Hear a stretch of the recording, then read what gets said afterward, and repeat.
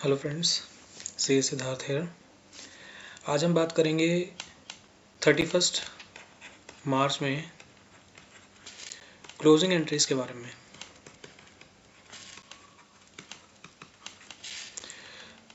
जैसे कि डेप्रिसिएशन होता है और एक्रूड इंटरेस्ट, एक्रूड इनकम्स हमारी होती हैं, एक्रूड इंटरेस्ट हो गया जैसे कि, या फिर हमारे आउटस्टैंडिंग एक्सपेंसेस होते हैं, एक्रूड एक्सपेंसेस और प्रीपेड एडजस्टमेंट्स के बारे में बात करेंगे। साथ में जैसे कि इंटरेस्ट होता है, उसकी बुकिंग कैसे करते हैं बुक्स में 31 मार्च को, ये इन चीज़ों के बारे में आज हम बात करेंगे। बैड डेट्स हो गए, इनकी एडजस्टमेंट्स और साथ ही साथ इनकी जर्नल एंट्रीज भी देखेंगे।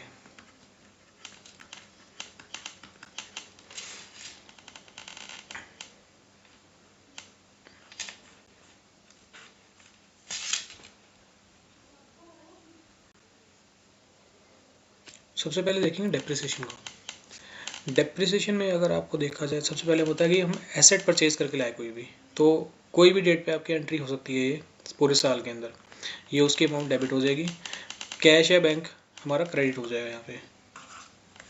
दूसरा, जो हम 31 मार्च को एंट्री हमने करनी है वो depreciation account debit to asset account, ये एंट्री पास करनी है बुक्स में। यहाँ पे हमारी डेप्रिसिएशन की अमाउंट आ जाएगी, यहाँ हमारी एसेट की वैल्यू कम हो जाएगी, और उसी डेप्रिसिएशन को हमने यहाँ से उठाकर प्रॉफिट लॉस में ले जाना है, प्रॉफिट लॉस को डेबिट कर देना है और डेप्रिसिएशन को क्रेडिट कर देना है, सेम ये वाली अमाउंट को।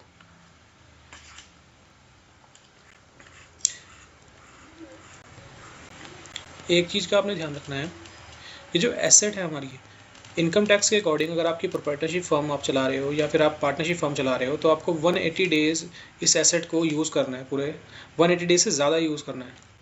अगर आपने 180 डेज से कम यूज़ करा है तो आपको हाफ डेप्रिसिएशन मिलेगा उसका, जो भी रेट प्रेस्क्राइब्ड है इनकम टैक्स एक्ट में। और अगर आपने 180 डेज से ज़्यादा यूज़ करा है तो आपको फुल डेप्रिसिएशन मिल जाएगा उसका। रेट्स आपको यहाँ पे मिल जाएंगे इनकम टैक्स में जो है, आप इसको पॉज करके देख लेना।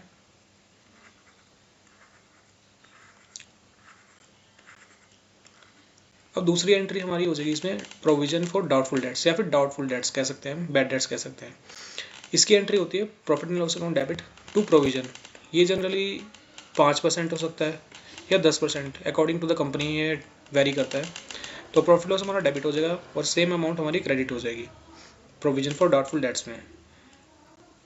ट्रेडिंग प्रॉफिट लॉस में हमारा डेबिट साइड आ जाएगा provision for bad and doubtful debts, और बैलेंस शीट के टाइम पे यहाँ डेटर्स में से माइनस हो जाएगा। अगर आप चाहें तो इसे यहाँ से यहाँ भी यहाँ पर भी रख सकते हैं, इस अमाउंट को यहाँ से लेस ना करके आप यहाँ भी दिखा सकते हैं उसको बैलेंस शीट में।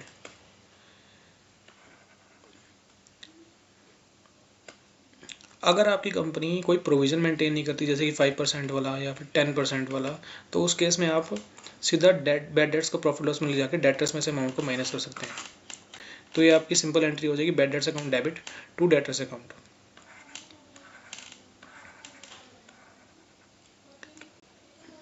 एक ही हो गया। अब एक्रूवल और प्रीपेड एडजस्टमेंट्स, इसमें थोड़ा ध्यान देना। एक्रूवल एक्सपेंसेस हमारे वो एक्सपेंसेस होते हैं जो हमने अभी पे करने हैं। इसमें कुछ भी आ सकता है, जैसे कि सैलरी, रेंट, इलेक्ट्रिसिटी, इन सब के जो 31 मार्च के आउटस्टैंडिंग हो गया, किसी मंथ के आउटस्टैंडिंग हो जाएंगे आपके, तो वो यहाँ पे हमने जरूर शो करने अपनी बैलेंस शीट में। Expenses account debit to accrued expenses, यहाँ से हमारा प्रॉफिट लॉस में चला जाएगा और यहाँ से हमारा लाइबिलिटीज़ में शो हो जाएगा ये अमाउंट।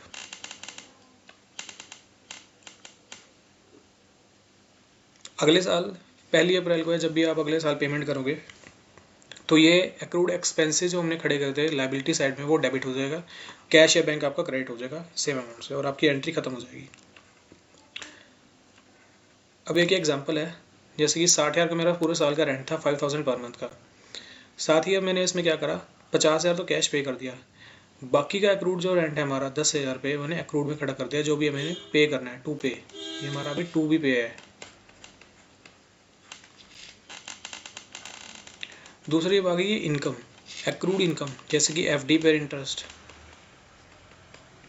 या फिर किसी लोन पर इंटरेस्ट, तो सेम इनकम को भी हमने वैसे ही डेबिट करना है। एक्रूड इंटरेस्ट को मैंने डेबिट कर दिया क्योंकि मेरी अभी एसेट बनेगी, मेरे को रिसीव होनी है, अभी मेरे को एसेट बना दी। सेम मैं उसको इनकम की साइड ले गया, प्रॉफिट एंड लॉस अकाउंट में मैंने अपनी इनकम को इसी साल बुक कर लिया। ये जो अमाउंट होगी मुझे रिसीव होगी नेक्स्ट ईयर। नेक्स्ट एंट्री हमारी होगी इसी एक्रूड कमीशन की। ये भी एग्जांपल ही है, एक्रूड कमीशन हो गई, ये भी मेरी सेम, और यही मेरी कमीशन को डेबिट कर दिया। अगला हमारा आ गया प्रीपेड एक्सपेंसेस। प्रीपेड एक्सपेंसेस कोई भी इस तरह के एक्सपेंसेस जो हमने एडवांस में पे करे हुए हैं, उसका कुछ पोर्शन अगले साल हमारा जो है वो रिलाई कर रहा है, तो हमने क्या करना है, एडवांस एक्सपेंसेस को डेबिट कर देना है, या फिर कैश या उसी खर्चे को हमने क्रेडिट कर देना है। जैसे कि एंट्री आ गई प्रीपेड रेंट, मेरा रेंट पे करा 5,000 रुपये का, वो मेरा लेकिन अगले साल के लिए है, तो ये मैंने अगले साल के लिए खड़ा कर लिया प्रीपेड रेंट अकाउंट। एक एग्जांपल ये भी देखो, रेंट अकाउंट डेबिट, उसके बाद प्रीपेड अकाउंट डेबिट, 12 लाख रुपये मैंने पेमेंट कर दी। अब ये 3 लाख जो है इस बार मेरे प्रॉफिट लॉस में चला जाएगा, 9 लाख रुपये मेरा इस बार एसेट बन जाएगा बैलेंस शीट में। नेक्स्ट ईयर मैं इसको प्रॉफिट लॉस में ले जाऊंगा 9 लाख रुपये को यहाँ से। ये सबसे मेन एंट्री जीएसटी की closing entries. GST closing entries में क्या होता है, हमने जब परचेज करी सारे साल में, उसमें मैंने इनपुट सीजीएसटी दिया, इनपुट एसजीएसटी दिया, और ये मैंने बैंक से पेमेंट दे दी। सेम साइड मैंने सेल करी, सेल पे मैंने आउटपुट, और सेल पे मैंने एसजीएसटी और सीजीएसटी जो है मैंने पे करा। अभी मैंने इसको इनपुट को मैंने ऑनलाइन तो सेटअप कर लिया जीएसटी के पोर्टल पे, और कुछ पेमेंट मैंने कैश भी करी है जो मेरा आउटपुट ज़्यादा था। अब यहाँ पे मैंने करा क्या है, ये 31 मार्च को मैंने एंट्री पास करनी है। आउटपुट सीजीएसटी जितना मेरा खड़ा था यहाँ पे बुक्स में, उसको मैंने डेबिट कर दिया, इनपुट को मैंने क्रेडिट कर दिया, क्योंकि इनपुट का मेरा डेबिट बैलेंस था बुक्स में अभी तक, वो मेरा क्रेडिट करके मैं खत्म कर दिया। आउटपुट का क्रेडिट बैलेंस था, उसको मैंने डेबिट करके खत्म कर दिया। सेम मैंने एसजीएसटी केस में करा, और सेम ही मैंने आईजीएसटी के केस में भी करा।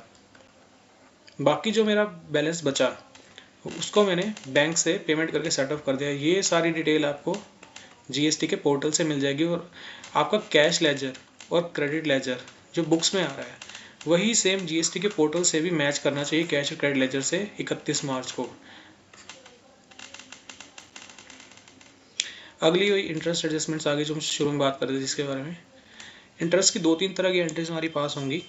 पहली होंगी इंटरेस्ट ऑन कैपिटल, हमने कैपिटल पे जो हमने पार्टनर्स का लगाया हुआ है उस पर इंटरेस्ट देना है, तो इंटरेस्ट का खर्चा हमने डेबिट करके प्रॉफिट एंड लॉस में लेके जाना है, तो उसको हम डेबिट कर देंगे। कैपिटल को बढ़ाना है, क्योंकि इंटरेस्ट अगर जाएगा तो पार्टनर कैपिटल बढ़ जाएगा, तो वो क्रेडिट कर दिया, तो ये पार्टनर कैपिटल में चला जाएगा और ये प्रॉफिट एंड लॉस में चला जाएगा। इंटरेस्ट ऑन ड्राइंग्स, अब ड्राइंग्स जो है हमारी इंटरेस्ट हमें मिलेगा, ड्राइंग्स की तो हम ड्राइंग्स को भी डेबिट कर सकते हैं, या फिर हम इसके पार्टनर कैपिटल को भी डेबिट कर सकते हैं, और साथ ही इंटरेस्ट ऑन ड्राइंग से हमारा प्रॉफिट एंड लॉस में इनकम चला जाएगा, इनकम में चला जाएगा। नेक्स्ट हमारे पास है इंटरेस्ट रिसीवेबल्स।